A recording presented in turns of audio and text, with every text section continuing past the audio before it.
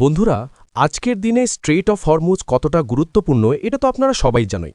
কিন্তু অন্যদিকে ডোনাল্ড ট্রাম্পের আমেরিকা যারা ইরান যুদ্ধ শুরু করেছে তারা এখন দায়িত্ব নেওয়ার জন্য একেবারেই প্রস্তুত নয়। ট্রাম্প এখানে একেবারে পরিষ্কার বলে দিয়েছেন ইউএস আর কাউকে সাহায্য করবে না।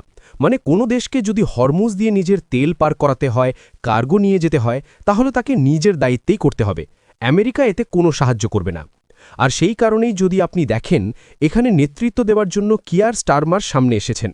তিনি বলেছেন তিনি ৩৫টা দেশের পুরো গ্রুপকে লিড করবেন যাতে স্ট্রেট অফ হরমুজ আবার খোলা যায়। আর সেই জন্যে ধীরে ধীরে ৬০টারও বেশি দেশ এই মিটিংয়ে যোগ দিয়েছে, যেখানে ভারতের ফরেন সেক্রেটারি বিক্রম মিশ্রিও অংশগ্রহণ করেছেন। তাহলে আমরা এটাকে একটু সহজভাবে বোঝার চেষ্টা করি, কি হচ্ছে, কেন এটা এত গুরুত্বপূর্ণ হয়ে উঠেছে, আর ভারত এখানে কিভাবে ভূমিকা নিতে পারে। প্রথমেই বলি, ভারত ইউকে নেতৃত্বাধীন এই মাল্টিন্যাশনাল উদ্যোগে অংশ নিয়েছে। শুরুতে ৩৫টা দেশ থাকলেও পরে সেটা ৬০টার বেশি হয়ে যায়। আর এর পেছনে মূল কারণ হল ইরান আর ইসরায়েলের মধ্যে চলা সংঘর্ষ, যেখানে আমেরিকা শুরুতে সক্রিয় থাকলেও এখন পিছিয়ে গেছে। সাধারণত যে কোনো বড় আন্তর্জাতিক সংকটে আমেরিকা নেতৃত্ব দেয়, কিন্তু এখানে তারা অনুপস্থিত।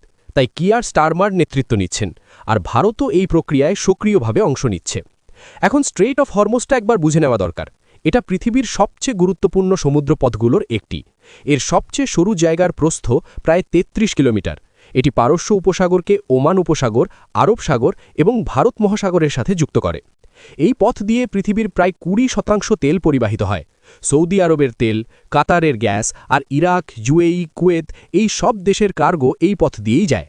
তাই এটি শুধু আঞ্চলিক নয়, বৈশ্বিক অর্থনীতির জন্যও অত্যন্ত গুরুত্বপূর্ণ।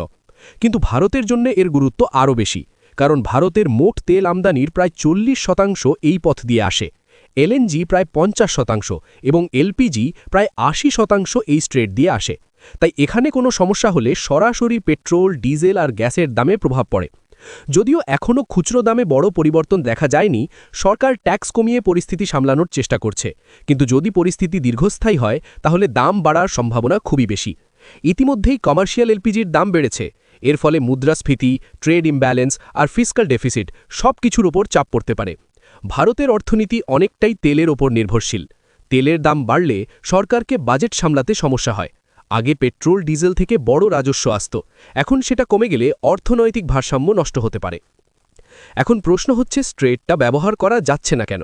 আসলে স্ট্রেটটা আনুষ্ঠানিকভাবে বন্ধ নয়, কিন্তু বাস্তবে পরিস্থিতি এতটাই বিপজ্জনক হয়ে গেছে যে জাহাজ চলাচল কঠিন হয়ে পড়েছে। ইরান সমুদ্রপথে মাইন বসিয়েছে, ড্রোন দিয়ে ট্যাঙ্কারে হামলা করেছে, মিসাইল হুমকি দিয়েছে এবং আইআরজিসি নেভির মাধ্যমে জাহাজগুলোকে বাধা দিচ্ছে।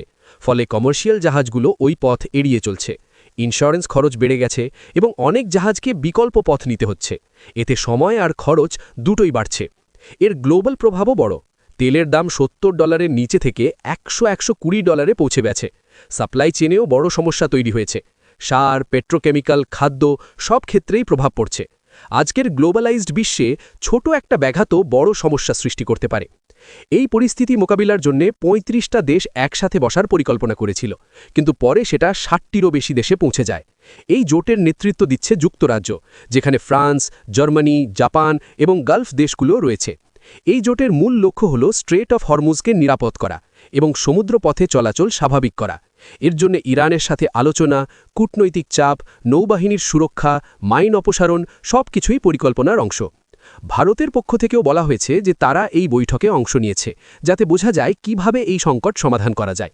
বিক্রম মিশ্রি সেখানে ফ্রিডম অফ ন্যাভিগেশন ইস্যু তুলে ধরেন এবং ভারতের এনার্জি সিকিউরিটির ঝুঁকির কথা জানান। তিনি এটাও বলেন যে এই সংঘর্ষে ভারতীয় ম্যারিনারদের প্রাণহানি হয়েছে, যেটা ভারতের জন্য বড় ক্ষতি। সবচেয়ে বড় চমক ছিল আমেরিকার অবস্থান। ডোনাল্ড ট্রাম্প এই জোটকে নেতৃত্ব দিতে অস্বীকার করেছেন এবং বলেছেন যে অন্য দেশগুলোই এই পরিস্থিতি সামলাক। এর ফলে বোঝা যাচ্ছে যে আমেরিকা ধীরে ধীরে পিছিয়ে যাচ্ছে এবং ঐতিহ্যবাহী পশ্চিমী নেতৃত্ব দুর্বল হচ্ছে। অন্যদিকে যুক্তরাজ্য নিজেকে গ্লোবাল স্ট্যাবিলাইজার হিসাবে তুলে ধরার চেষ্টা করছে। কিয়ার স্টারমার সামরিক সংঘর্ষ এড়িয়ে কূটনৈতিক সমাধানের ওপর জোর দিচ্ছেন এবং একটি মাল্টিল্যাটারাল রেসপন্স গড়ে তুলতে চাইছেন। এদিকে ইরান ভারতের জন্য আলাদা বার্তা দিয়েছে। তারা বলেছে ইরান তাদের বন্ধু দেশ এবং ভারতীয় জাহাজের জন্য চিন্তার কিছু নেই। এই বার্তার পেছনে কূটনৈতিক কারণ রয়েছে। ইরান চায় ভারত যেন তাদের সাথে সম্পর্ক বজায় রাখে এবং পুরোপুরি ইউএস ব্লকের দিকে না যায়। ভারতও সব পক্ষের সাথে ব্যালেন্স বজায় রেখে চলার চেষ্টা করছে। ইরান, ইউএস, রাশিয়া সবার সাথে সম্পর্ক বজায় রেখে একটা নিউট্রাল অবস্থান রাখছে। আইনগতভাবে আন্তর্জাতিক সমুদ্রপথ সবার জন্য খোলা থাকার কথা, কিন্তু বাস্তবে সংঘর্ষের সময় শক্তিই বড় ফ্যাক্টর হয়ে ওঠে। ভারতের স্ট্র্যাটেজি হচ্ছে ডিপ্লোম্যাটিক ব্যালেন্স বজায় রাখা, ম্যারিটাইম সিকিউরিটি নিশ্চিত করা এবং সরাসরি সামরিক সংঘর্ষ এড়িয়ে চলা। এর মাধ্যমে ভারত তার স্ট্র্যাটেজিক স্বাধীনতা বজায় রাখতে চাইছে। অন্যদিকে জম্মু কাশ্মীরের গান্দেরবল জেলায় হওয়া একটি এনকাউন্টার নিয়ে এখন বড় ধরনের বিতর্ক শুরু হয়েছে। ঘটনাটা প্রথমে খুব সাধারণভাবে জানানো হলেও পরে ধীরে ধীরে এই পুরো বিষয়টি নিয়ে সন্দেহ তৈরি হতে শুরু করে এবং রাজনৈতিক মহলেও উত্তেজনা ছড়িয়ে পড়ে।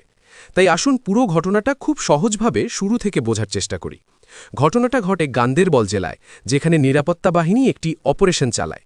এই অপারেশনে শুধু ভারতীয় সেনাই ছিল না, তাদের সঙ্গে জম্মু কাশ্মীর পুলিশও একসঙ্গে কাজ করছিল।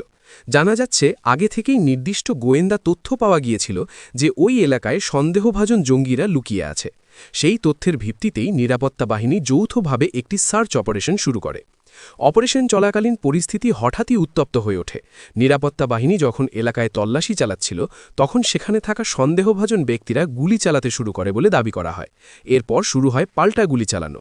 এই গোলাগুলির ঘটনাটি ৩১ মার্চ রাতের দিকে ঘটে। সেই সময়ই নিরাপত্তা বাহিনী একজন ব্যক্তিকে গুলি করে হত্যা করে।